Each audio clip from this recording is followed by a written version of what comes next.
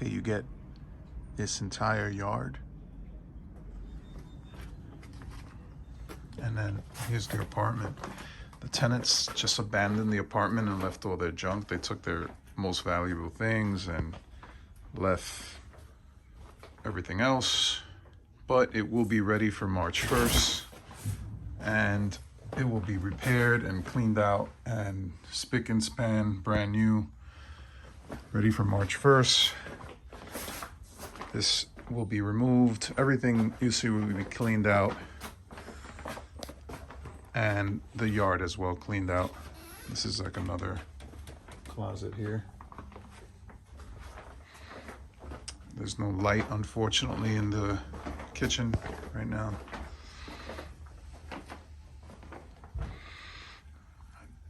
Again, it doesn't look very pretty right now, but it will be cleaned out for March 1st.